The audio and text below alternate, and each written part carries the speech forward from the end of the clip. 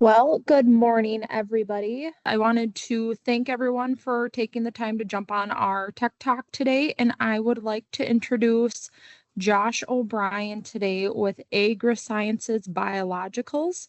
Josh is going to walk us through the buzz with stress mitigation. So, welcome, Josh, and help us learn a little bit more about these today.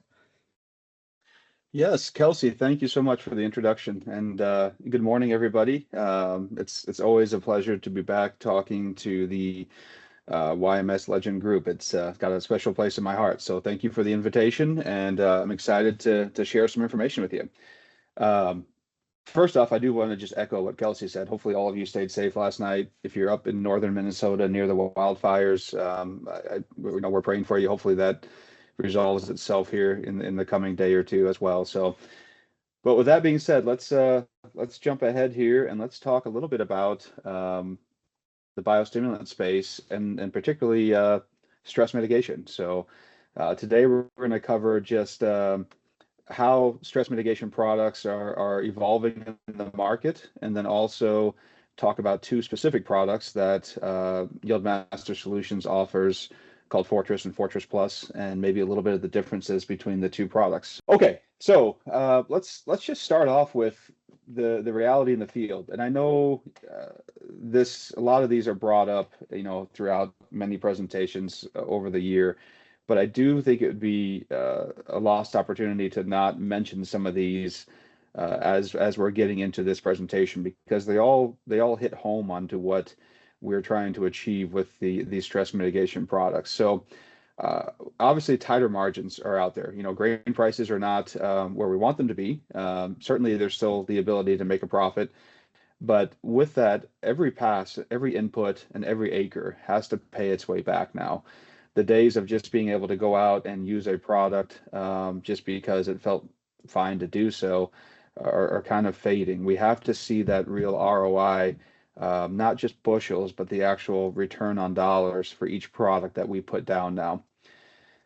The second thing is weather volatility, right? I mean, I think you just heard Kelsey and I start off the presentation here with the severe storms last night and the wildfires up north, and if you look around the country, we have some pretty extreme weather volatility that is occurring. And we have these heat spikes, we have these flash droughts, we have this uneven rainfall, and unfortunately, those things are becoming the norm. And no industry is impacted more than agriculture when it comes to these weather volatilities.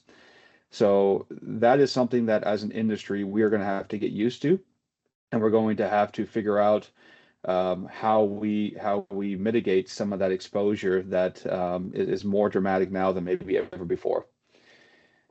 I would be remiss if I didn't bring up fertilizer cost, right? Obviously, we know with the situation with Iran that's happening right now, globally, the fertilizer markets are high. We know that every unit of nitrogen, phosphorus, and potassium is maybe higher than what we had paid a year ago. Nutrient use efficiency is going to become, especially for this year and possibly 2027, a very important thing that we as an industry are going to have to focus on. How can we grow more with less? And talking to some of these industry experts, take this with a little bit of grain of salt, but just talking to some of the people that I've known in the industry, particularly in the fertilizer side, they're saying that best case scenario, this fertilizer thing isn't going to get shaken out until spring of 27. So we're looking at potential fall of 2026 being high price fertilizer, and we're looking at the potential of spring of 2027 starting to see some of the decrease in pricing. Now, obviously things change quickly, and that timeline could speed up. However, conversely, that timeline could also drag on a little bit longer. So while this isn't the sky is falling, we have to figure out what to do with fertilizer conversation, it is a conversation to say, hey, maybe we need to start putting a little bit of thought into 2027's crop on if we have to pay higher price fertility, what can we do to offset some of that pain? And some of these biostimulant and biological products that Yieldmaster Solutions offers is a really good way to offset some of that. So this would be a good year to try some products on some acres to prepare yourself for 2027 if we do end up having those higher fertility costs as we move into next year. Next are these higher yielding genetics. If you look at seed genetics, they've come so far over the past 20, 25 years, which is a phenomenal thing for our industry. We are able to raise yields that go well and truly above and beyond what we could do 20, 25 years ago. With that, there's also a caution flag, though, right? So it's kind of like being able to afford to buy a Ferrari. I mean, yeah, they can go really fast and you can push them to the limit, but you have to know how to drive it. Otherwise, it just becomes a dangerous vehicle for you. So the same is true with these seed genetics. We can do more than we ever used to be able to do with seed genetics, but we have to know where to place them. We have to know how to mitigate some of the stresses that they're going to come under, because the margin of error oftentimes becomes a little bit thinner when we're pushing the plant that hard. So those are some things to keep in mind when you're looking at seed genetics as well. And last but not least, we kind of touched on this with the weather volatility, but we are seeing more intense stress events. So it's not necessarily that we're seeing longer drawn out droughts or floods or temperature swings, but we're seeing a more sharp event. So you could make the argument that, having a 10-day period with 102, 103 degree weather during pollination or during flowering is way more impactful than having a 3-month drought where we're in the mid 80s the whole time. So it's not always about the length of the environmental stress that we're getting. Sometimes it's more about the intensity of what we're feeling and the timing of when that's coming. So these are some of the new realities that you guys, I'm preaching to the choir here, are seeing in the field. And today our goal is to help give you some tools in the toolbox to maybe overcome some of these realities. So let's start with 6 of the most common yield robbing stresses that occur every season. So we've kind of touched on heat stress already, and I mentioned earlier, heat stress doesn't have to be 3 months of 88 degree weather, 90 degree weather for it to have an impact. Heat stress can be as little as 7 to 10 days of 95 degree weather during the wrong time of year when we don't need it during pollination or flowering. So we need to start thinking about heat stress more in intensity scale than duration, albeit duration is important as well. Nutrient stress, though. Certainly we're going to see some nutrient stress this year with some guys that have cut back on fertility. Nutrient stress is something that a lot of guys will consider the NPK levels of the crop and figure that the nutrient stress that they can relieve with NPK is good enough for them, which is certainly a great first step. But another important thing that we need to be looking at is the micronutrient levels as well. Sometimes we don't see the nutrient deficiencies until it's too late. And micronutrient levels oftentimes become one of the main drivers of those nutrient deficiencies. For example, when we talk about things like sulfur, for example, sulfur is a great nitrogen use efficiency tool. If we're deficient in sulfur, we are not maximizing our nitrogen value that we're putting into the plant. So yes, NPK is going to always get the headlines, but I would really caution you guys to start looking at your micros and your levels of your micros as well, because a lot of these NPK nutrient deficiencies are caused by a secondary deficiency in the micronutrient levels. Reproductive stress, we've kind of touched on this a little bit as well. Let's talk soybeans for a second. We know that flowering, is one of the biggest, what we call profit periods during soybean production. How can we mitigate as much of the flower abortion that occurs throughout the season as possible? Now, we'll never get rid of all of it. We know that soybeans are intelligent and they overproduce flowers because they know that at some point they're going to come through some stress where they have to abort some of those flowers, and they want to make sure they have enough. However, every single flower that we can prevent from aborting has an opportunity to become a pod. So we want to maximize how many flowers we can keep on that plant to help maximize that yield at the end of the season. The other side of that would be on corn. Looking at our 2 key profit periods on corn, coming into V5 at ear set, How do we make sure that we have that plant metabolically moving in the right direction to where we can set as many rows as possible, but also as consistent of a row set as possible. And then the secondary profit stage being the grain fill just after pollination. How do we make sure that that plant is then maximizing the amount of kernels it can put on that ear? So reproductive stress is very real. It's very common up in this area that we farm in. And if we can figure out ways to mitigate some of that reproductive stress, then that adds directly into bushels per acre. Drought stress, that one's pretty obvious. I'm not going to, again, touch on that too much. Herbicide stress, though, that is one that a lot of growers don't put too much thought into, but herbicides are necessary. We have to have them. We know that the ROI on herbicides is significant. However, it does pay a metabolic tax on the plant. So when we spray a herbicide over the crop, it can put that plant into a defensive mode for a period of time as that plant is trying to push the residue of that herbicide through the plant metabolically and then get back to an offensive situation to where it can now focus on growth instead of defense. And again, focusing on products that we're going to be talking about today to allow us to speed that process up and have minimal impact on the actual plant that we're trying to keep in an offensive situation is going to lead to higher ROIs, not just on the herbicide, but on the entire crop year. And last but not least, without getting too deep into the science here, the oxidative stress. So a lot of you have probably heard about oxidative stress. Simply put, oxidative stress is the free radicals inside the plant that start to compound and damage cells at the molecular level. So when you damage enough of the cells, then you start damaging parts of the plant, whether it be the leaf tissue, the ear, the stalk, the flowers, whatever that may be. We want to make sure that from an oxidative standpoint, we are not stressing that plant any more than it needs to be. So these are kind of more of the 6 common yield robbing stresses that you're going to see throughout the year. The good news is there's products out there that can mitigate a lot of this stress. We're not going to get rid of all of it. There's no silver bullet today, unfortunately, but we can take the peaks and valleys out of a lot of these stressors and allow you guys to be able to get through it with less impact and less damage. This is where the biostimulant market enters the conversation.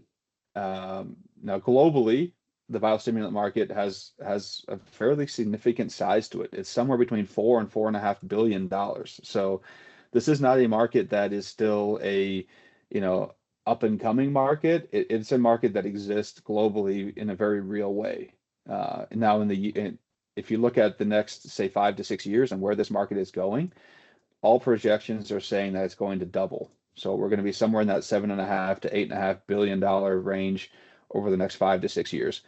So what that means is we're looking at somewhere around 10 to 13, maybe even 15% compound annual growth rate. So every year we're going to grow 10 to 15% on top of what we did the previous year.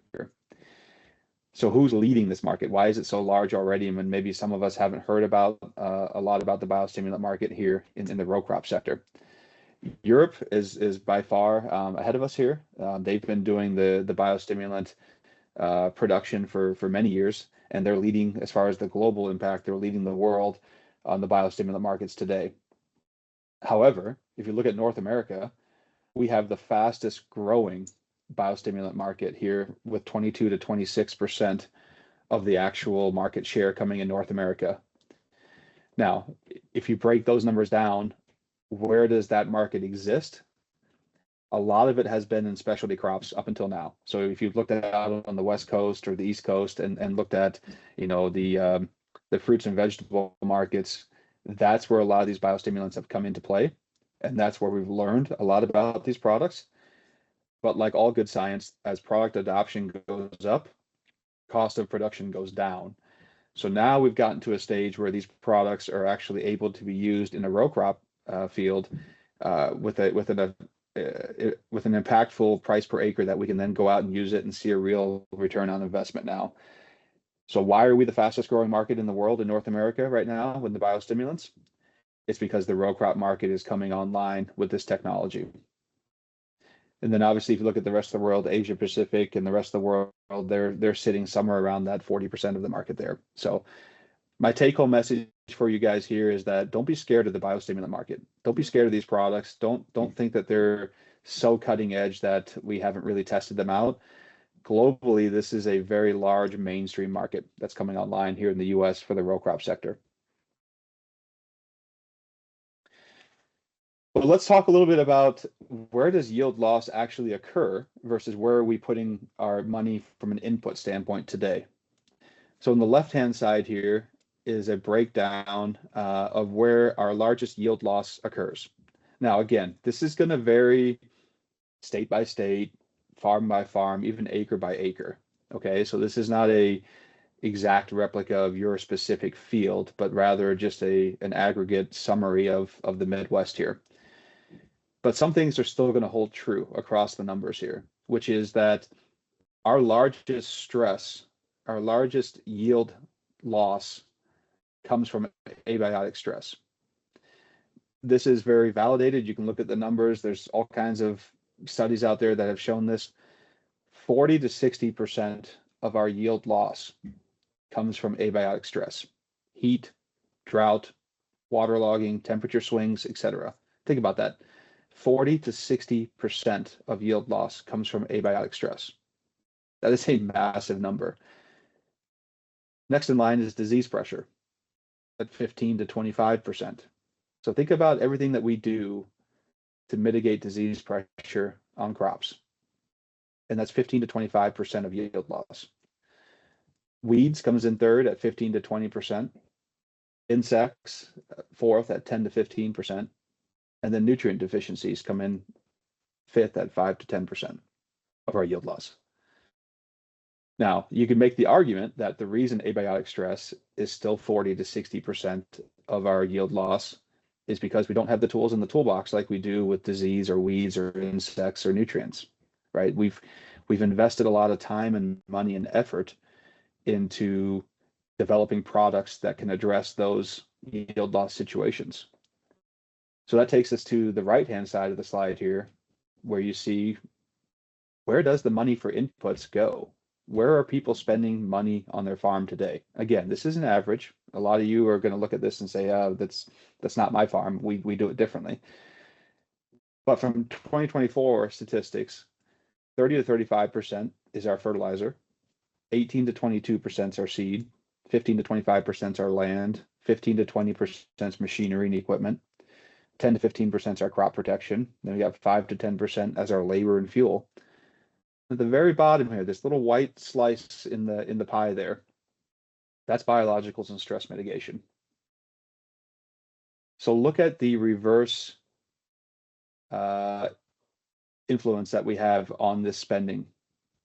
40 to 60% of our yield loss comes from abiotic stress, but only 1 to 3% of our budget is spent on stress mitigation products to help overcome that. That is a dramatic imbalance that we have as an industry. And I'm not saying that all those other costs above it aren't needed. Absolutely, they're needed.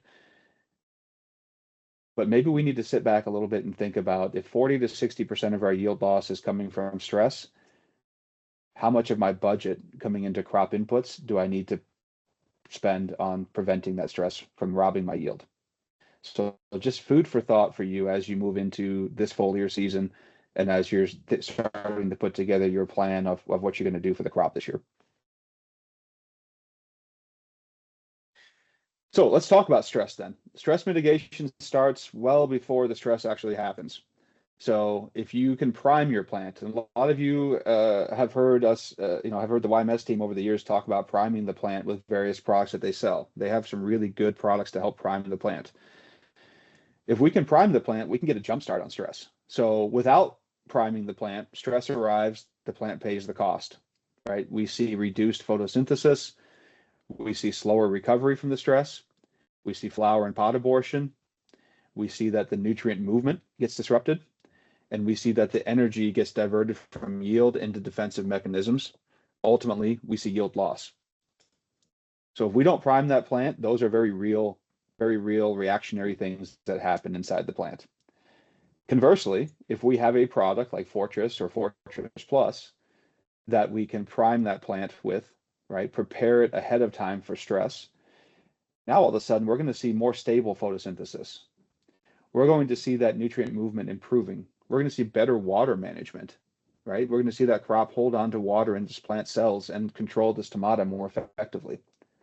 We're going to see reduced oxidative stress. You guys heard me talk a couple slides ago about oxidative stress. We're going to see reduced oxidative stress.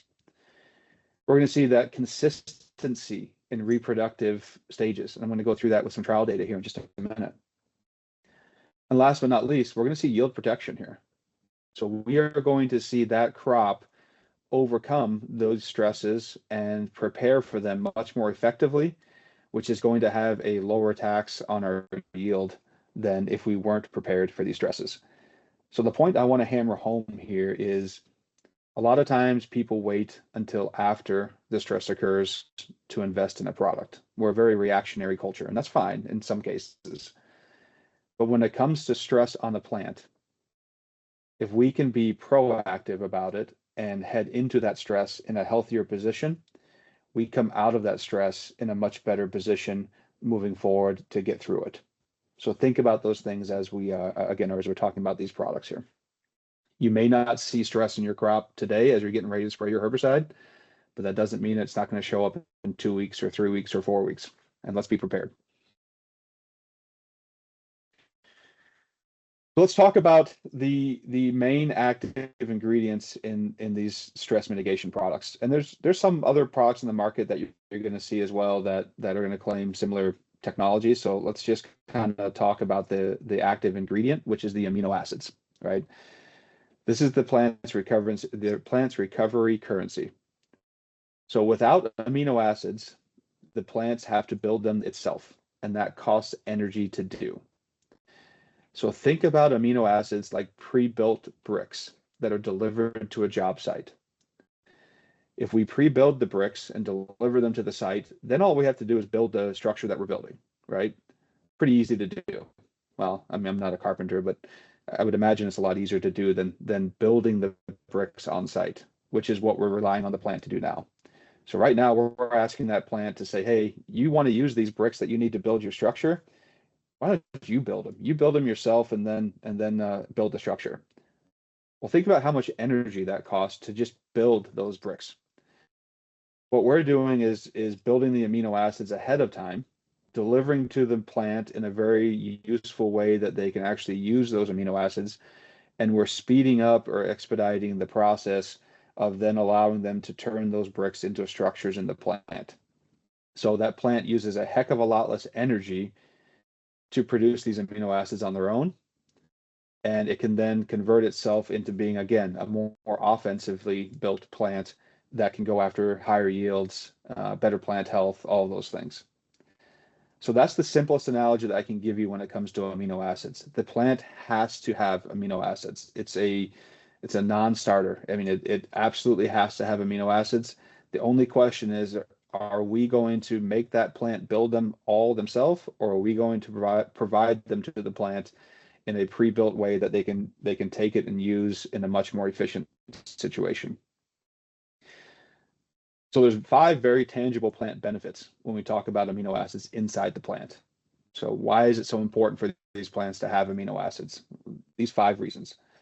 Again, there's a lower energy expenditure there. The plant saves ATP that would have gone into building amino acids from scratch. It saves energy. We see a faster stress recovery. The cells will repair and resume normal function quickly after a stress event if it has amino acids already in it, ready to go, versus if it has to build it itself. We see a much more stable metabolic activity. So we see things like photosynthesis and respiration keep running through stress windows, right? So rather than that plant just shutting down when it goes through stress, now we have given that plant the ability to continue to photosynthesize and to continue to respirate. Here's the big one that we talked about earlier when it comes to the increased fertilizer prices right now. We see improved nutrient movement. So amino acids are very good at chelating nutrients or making them plant available. They're excellent at allowing the plant to translocate those nutrients throughout the plant. So when you're short on nutrients or when you cannot access nutrients because of you're too wet or you're too dry, amino acids give that plant the ability to do more with less. We can stretch what's inside the plant much more effectively. And last but not least, we can see reproductive consistency. We can see the flowering, the pollination, the grain fill, the pod fill, all of those critical things can stay on track even under pressure when we have amino acids inside the plant that are ready to use and available. So amino acids, don't get me wrong, amino acids are not a fertilizer. They are a metabolic shortcut that lets fertility actually perform. So hopefully this will clear up, what is amino acid based products? Why do I need them? What's the importance of amino acid based products like Fortress and Fortress Plus to the plant? Think about those 5 things as you're evaluating these products moving forward. Well, let's switch gears now. We've kind of gotten a good understanding of what the reality is in farming. We've gotten a good understanding of how amino acids as a technology can help us with those stresses. Now let's talk about the specific products that Yieldmaster has in their portfolio to allow you to benefit from this technology. So Fortress is the first one we'll start with. So this is an advanced amino acid stress mitigation product. It's a foliar tool engineered to help crops sustain through performance stress, and it supports recovery, reproductive consistency, and nutrient utilization when the plant's under pressure. So let's talk about the formulation of this product first. This is a foliar compatible product, tank mix ready to go. So this can easily be added into a foliar program that you're going to put, and we'll talk about timing here in just a second.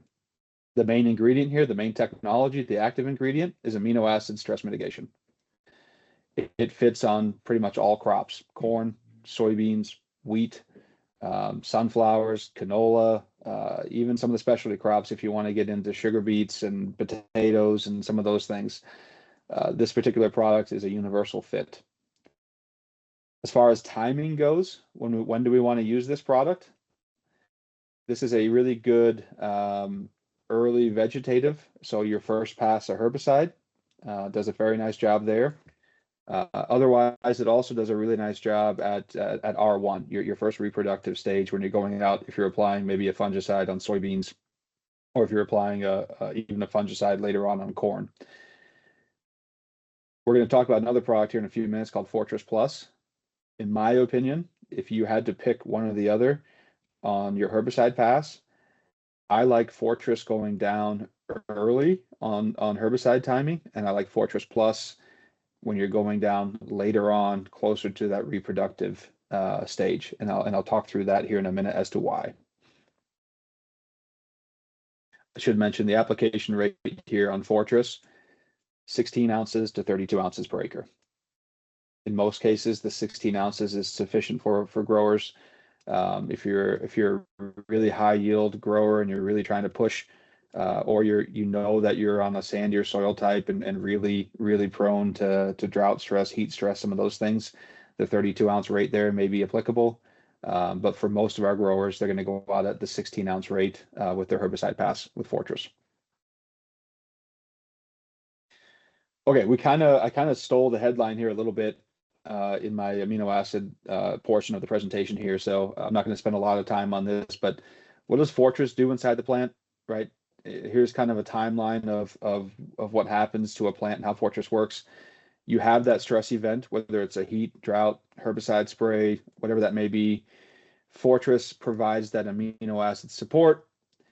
We then see that metabolic recovery, right? We see those cells repair faster. We see that photosynthesis and that respiration stay active. We see that nutrient movement continuing to move. The amino acid chelation continues to help translocate those nutrients throughout the plant. And then ultimately, we see that reproductive performance. We see yield potential preserved through flowering, pod set, and grain fill. So a lot of times when we talk about amino acid-based products like Fortress, we're not talking about yield enhancement. We're talking about yield retainment. This is your yield. You guys already paid for this yield. You bought it when you bought your seed. You bought it when you paid for your fertilizer. You bought it when you did all your sprays. All we're doing is allowing you to retain that yield that you've already paid for with a product like Fortress. We kind of talked about this, so I'm not going to hammer home on that again. The stress mitigation that starts before the stress happens.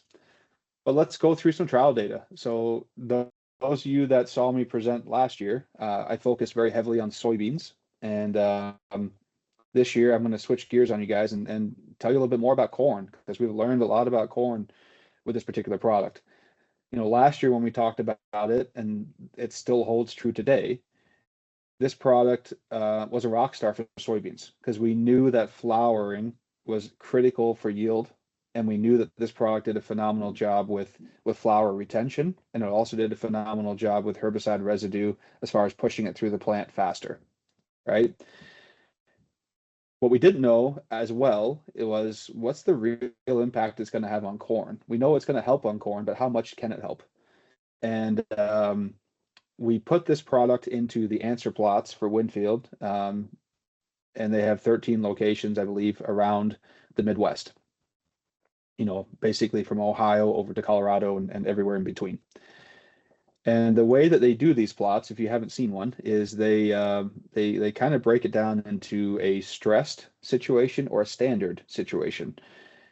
And every plot will get both. So they'll plant a plot as a standard plot where they give it everything but the kitchen sink to try to make it look as good as possible and see if we can still improve yield by adding in a product.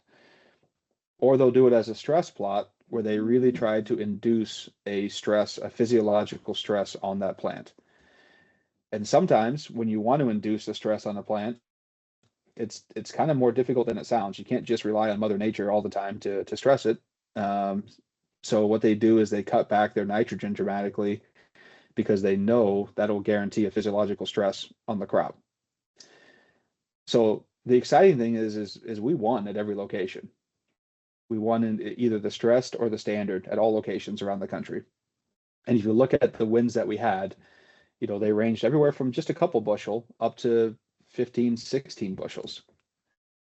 And what we learned from this data set, if you look at it, you know, in Indiana, 16 bushels, in Michigan, 11 bushels, in Wisconsin, 10 bushels, in North Dakota, 9 bushels, and 8 bushels, in Illinois, almost 6 bushels.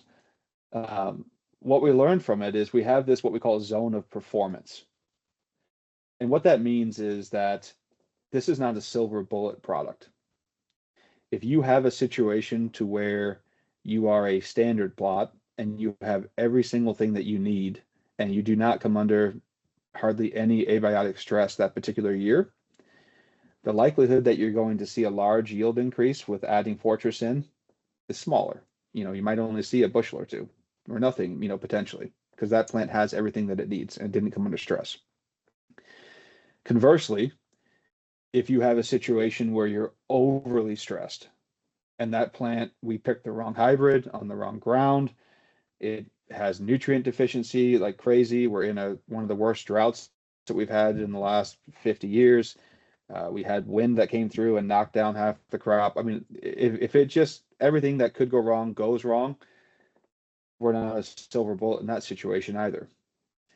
But for the 70 to 80% of the guys that live in the middle between those two scenarios, that's where we see the zone of performance that you're going to see the yield gains like are in front of you on the screen here.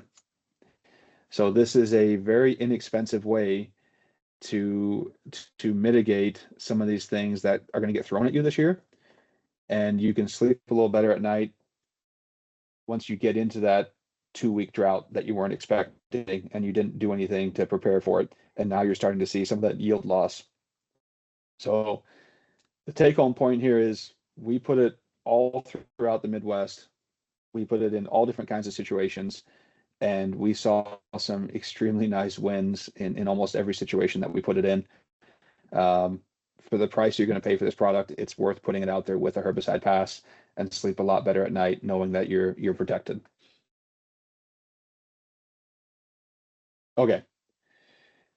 I'm going to switch gears now and go to the second evolution of this product, now called Fortress Plus.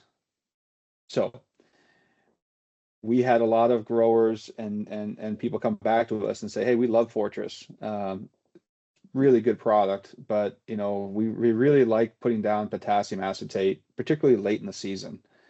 And we don't want to make multiple passes to put your product down and then put potassium acetate down. But we want the benefit of both. Is there a way that you guys could build us a product that has the 2-in-1 component into it? And we said, yeah, hey, we love that idea. Absolutely, let's do that. So now we have Fortress Plus, which is stress mitigation with the amino acids, but also has a potassium-focused reproductive nutrition built into it. So it combines the amino acid stress mitigation chemistry with the potassium forward fertility component. And this thing is purposely built for reproductive stages, for grain fill, for pod fill, for sizing, and for stress recovery. So as we look at some of the key things that we're going to talk about here, water regulation, potassium is a huge driver of stomatal and turgor function. So it can keep those stomates operating more effectively and keep your plant cells at the appropriate sizing and not collapsing on themselves or exploding. We also see reproductive support here. Again, potassium acetate is not necessarily a new technology, but guys are coming around to using potassium acetate just prior to grain fill or pod fill because the benefits there have been really well documented that potassium acetate is critical for grain fill and pod fill. And then last but not least, again, this is a really nice foliar efficiency product. On this one, I would highly recommend the 32 ounce per acre rate, just because you want to get a high enough dose on the field to really take advantage of that potassium acetate. It's a 0015 makeup, so we want to make sure we get enough of that potassium acetate down to really take advantage of it. It is tank compatible with herbicides and fungicides. Very easy to use, very simple to add into your existing pass. You don't need to make a special trip when you're using this product. So let's just take a second and talk about how does Fortress Plus work inside the plant. Again, water movement and cell turgor. Potassium maintains that osmotic pressure and it keeps the cells turgid throughout heat. The stomatal regulation, right? The stomata will open and close on cue, and the gas exchange under thermal stress gets impacted when we're under stress here, under heat stress. The potassium in here, as well as the amino acid combination, can really help with that stomatal regulation. We can move nutrients more effectively. So potassium is essential for moving sugars and assimilates to the reproductive sinks.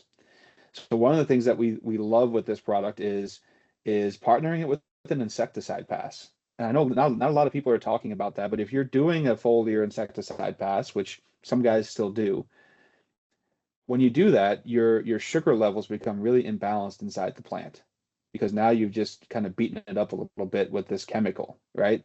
And that plant's back into a defensive mechanism there, a defensive mode. Putting down a little bit of potassium acetate with this amino acid package, we can balance those sugars out much more effectively and much quicker. And by doing that, then now we start getting nutrient movement occurring through the plant more efficiently and get it back into an offensive mindset versus being defensively after it just got hit with that herbicide. Excuse me, that insecticide.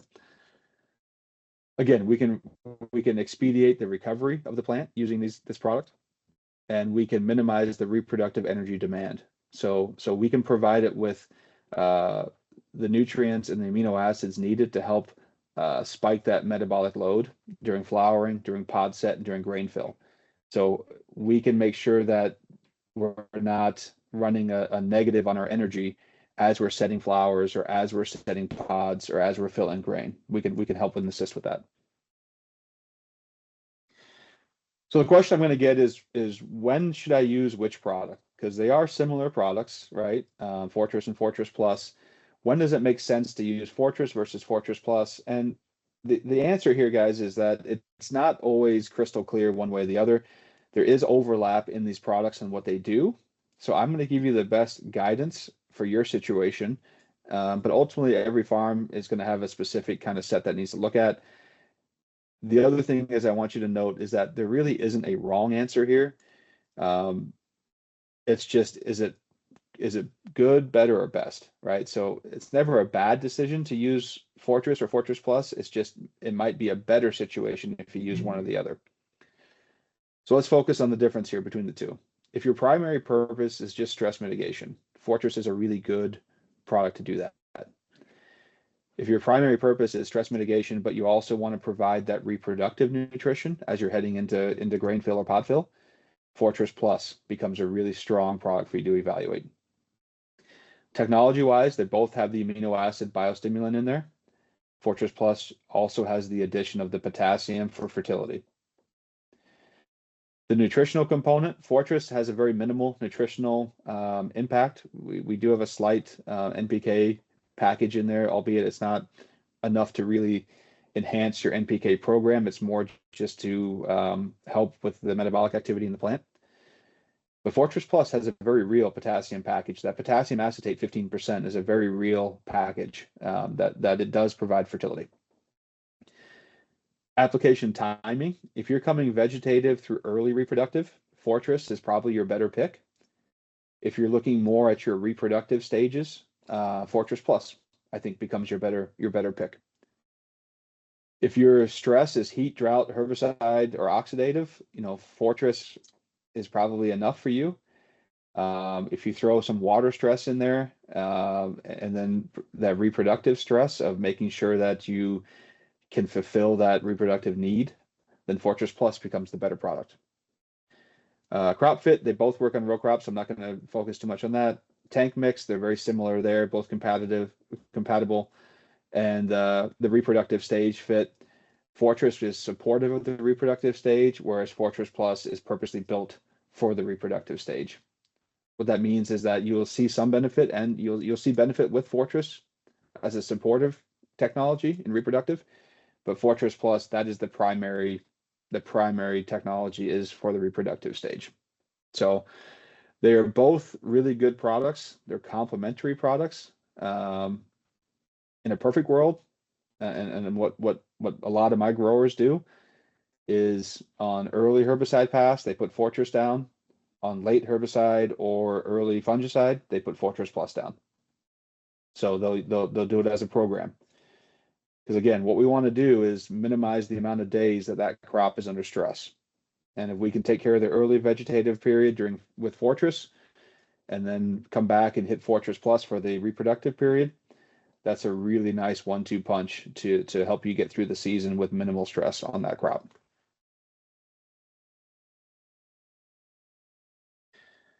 So let me close out here on just a couple things to think about here. Where do these products fit in your program? Okay. Your traditional program, if you look at a stack, right? So if you look at everything that you're stacking into your program, you have commodity fertilizers, you have maybe some traditional foliar nutritions, you have maybe some basic micronutrients, you're maybe using a biological today already. Last but not least, you have these biostimulants. Okay, so you're stacking all of those things into one program. Our position with these products is we are performance-focused stress management tools designed to complement your existing fertility program. So we don't replace, that's not our goal, is to come out here and replace your program. If you're using an NPK program that works well for you, or if you're using a biological that works well to provide fertility, our goal is to not replace that program. Our goal is to complement it and enhance it. We can layer these products cleanly with foliar nutrition, fungicides, and herbicides, and we can help defend yield potential during those stress and those recovery windows. So I don't want you to necessarily go back and think about this and say, well, I'm going to use Fortress, but now I'm going to take out this out of my program, because that's not the goal here. Our goal is to continue to close that yield gap of what you're achieving versus what is achievable long term. So that's how I want you to think about these products as you're fitting them into your programs. I touched on this already, so I'm not going to spend a lot of time here. Again, corn, V2 to V8, or pollination is a great time. Those of you that grow wheat, Flag leaf through heading is a really good time. I know as we look into the wheat markets right now, particularly in Kansas, they're struggling with a drought there right now. We're maybe going to see some wheat prices increase here. So those of you that are in the Dakotas that grow wheat and you're maybe looking at trying to maximize some of the value there, this is a great opportunity for you. Soybeans, R1 to R5 is certainly an important period to be looking at these products. And then I'm not going to talk specialty crops. If you have questions on specialty crops, get a hold of me after this, and we can certainly talk about that. Okay, I'm going to close out here and then open it up for questions. But 5 things to remember as you go on with your day today and your season. Stress mitigation is becoming essential. This is no longer an optional technology that you may or may not need. This is becoming as essential as fertilizer, as essential as herbicide, as essential as fungicide. These products are proving themselves in the market in ways that 20, 25 years ago we never thought would be possible. So we need to start getting our minds wrapped around that this is something that we have to build into our budget every year. This is a non-negotiable as we move forward. Yield protection is becoming increasingly valuable. Amino acid technology works. This is not a new and up and coming technology. This has been tested globally. We talked about the market for the last 30 years now, and the science behind it is sound. This is not experimental. It works. Fortress and Fortress Plus are complementary products, not competing products. So again, there's a fit in your program for both of these products. And then last but not least, the efficiency and the resilience of your crop is what's going to drive your profitability. Gone are the days where we can just put a seed in the ground and expect to get a yield and we're going to make money. Now it's about how do I make my crop as efficient and as resilient as possible, because the growers that do that are the growers that are going to be around in the next 10 years. The growers that don't start thinking about how to improve efficiency and how to improve resilience are the growers that will not be around. So those are the 5 things that I want you guys to remember as you go on with your day and as you go on with your season here. And again, I appreciate the support and appreciate you guys jumping on the call here this morning. So thank you, everybody.